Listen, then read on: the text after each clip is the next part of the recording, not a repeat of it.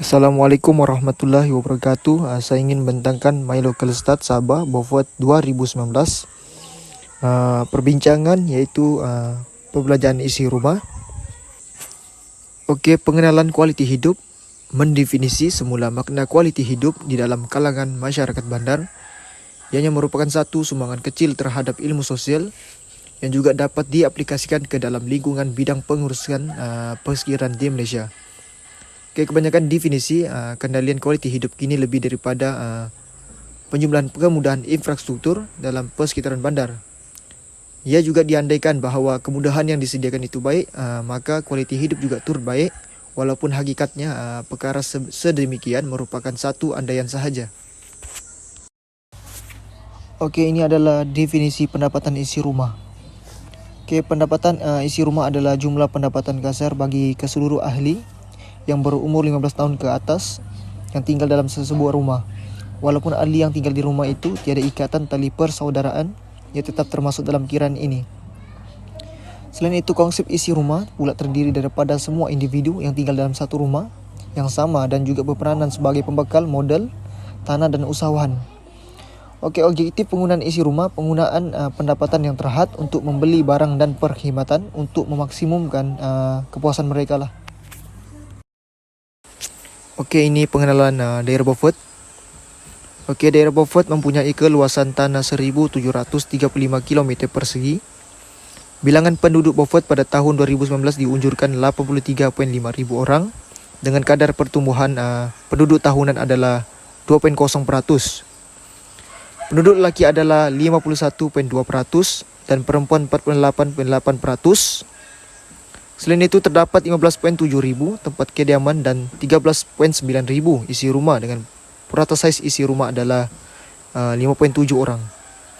Selain itu, penduduk Beaufort terdiri daripada 94.1% warga negara dengan komposisi mengikut etnik adalah 90.2% Bumi Putra, Melayu, Kadasan Dusun, Bajau, Murut dan Bumi Putra yang lain. 5.0% Cina, 4.8% lain-lain termasuk India. Okey, ini adalah jadual statistik penduduk Beaufort pada tahun 2018 dan 2019. Ini juga adalah salah satu perkara ataupun komponen lah untuk kita melihat perbelanjaan isi rumah dalam kalangan penduduk dan kumpulan etnik yang berada di Beaufort lah. Okey, jadual menunjukkan kadar penduduk pada tahun 2018 sehingga 2019.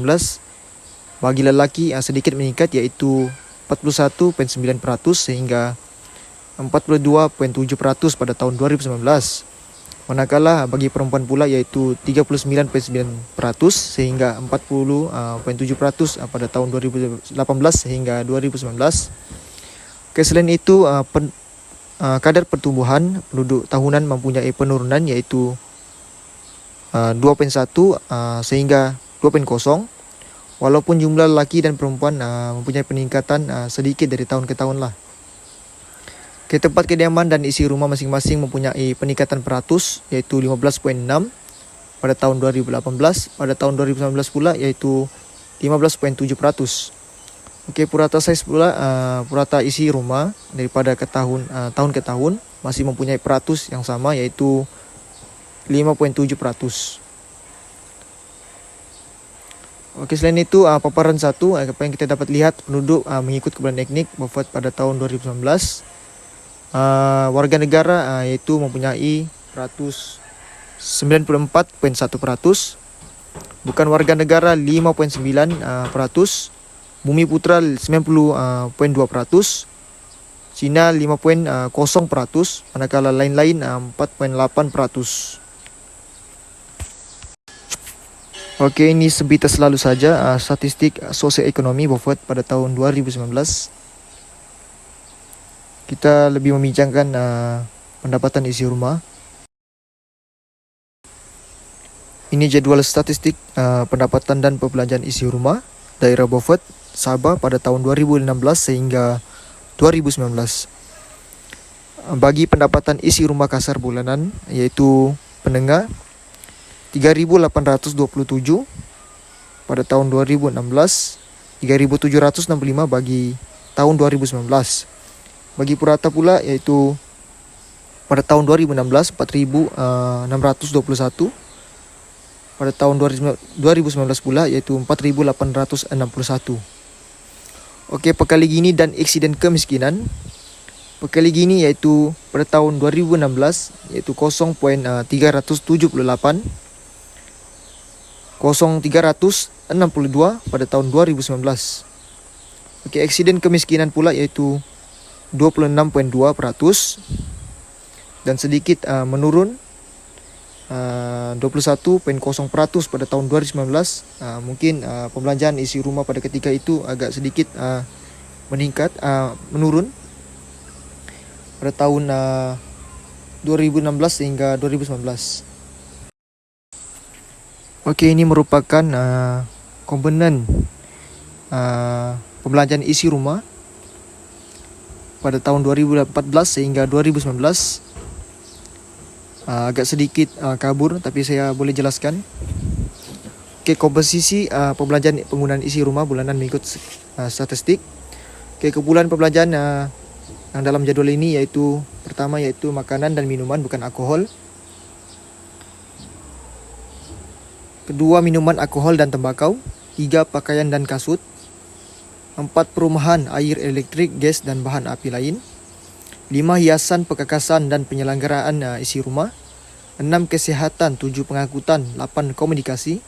9, perkhidmatan rekreasi dan kebudayaan. 10, pendidikan. 11, restoran dan hotel. 12, pelbagai barangan dan perkhidmatan. Oke, apa yang kita dapat lihat sini dari tahun ke tahun dia agak sedikit meningkat. Pada tahun 2014 yaitu pembelanjaan isi rumah 2.355, 2.595 bagi 2016. Pada tahun 2019 pula yaitu 2.792. Ya agak peningkatan itu agak meningkat dari tahun ke tahun karena setiap barangan di seluruh kedai agak meningkat. Mungkin itu salah satu faktor yang jumlah isi rumah sedikit meningkat dari tahun ke tahun lah. Ini merupakan statistik utama pendapatan Sabah pada tahun 2019 antara daerah. Kita melihat beberapa daerah saja untuk membuat perbezaan antara daerah Beaufort dan daerah yang lain. Oke, gambar menunjukkan jumlah pendapatan mengikut daerah pada tahun ke tahun. Dan jumlah keseluruhan pendapatan tidak begitu jauh antara daerah yaitu sekitar 5.000 ke bawah saja. Apa yang kita lihat, Beaufort juga mempunyai penengah 3.765 manakala Purata 4.861. Bagi mutlak pula yaitu 21.0% dan pekali gini 0.362%. Oke, ini pendapatan mengikut negeri. Hanya sepintas selalu saja untuk membuat perbezaan antara negeri. Apa yang kita dapat lihat, Sabah mempunyai penengah 4.235. Bagi Purata pula 5.745 mempunyai peratus 513.2.